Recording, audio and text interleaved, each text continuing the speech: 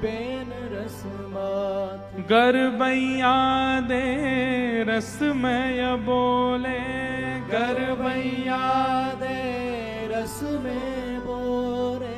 झीने बसन चिहुट अंगन सो, झीने बसन चिहुट अंगन सो।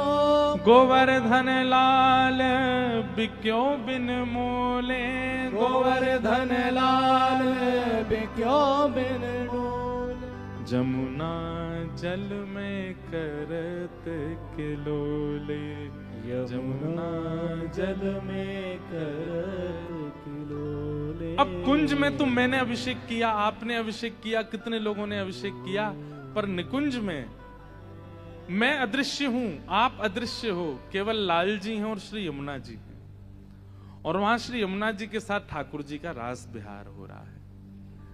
बंधुओं, यमुना जी कोई और नहीं है, हमारी प्रिया जी का ही प्रेम स्वरूप है। हमारे ब्रज भाव में कहते हैं कि श्री प्रिया प्रियतम के विहार के समय जो प्रश्वेत के बिंदु प्रिया जी के अंग से प्रकट हुए, श्रम जल बिंदु ही श्री यमुना जी हैं।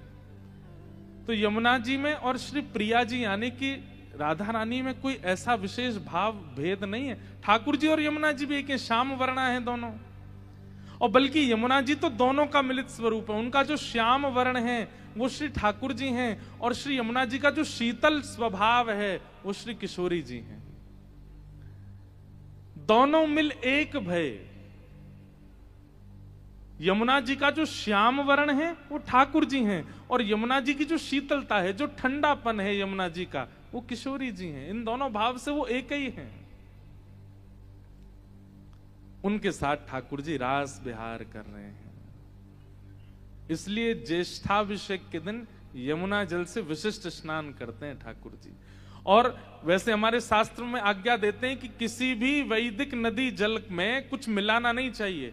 जैसे गंगा जी में अगर आप कुछ डाल देते हैं तो गंगा तत्व खत्म हो जाता है। गंगा जी बिल्कुल जैसी आई हैं वैसी ही पान करनी चाहिए, ऐसी यमुना जी का है। पर केवल आज के लिए ये अनुमति है कि आज यमुना जी को सुगंधित कर सकते हैं, यमुना जी का श्रृंगार कर सकते हैं। क्यों?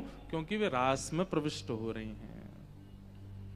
और फिर जो इस रास के लिए मध्यस्थता बनता है, मतलब यमुना जी को ठाकुर जी से मिलाने में जो सहायक बनता है, जैसे मैंने अभिषेक किया, आपने किया, जिसने योजना बनाई, उन पर श्री यमुना जी विशेष कृपा करती हैं। और यमुना जी की कृपा क्या है? यमुना जी के भैया हैं हम सबके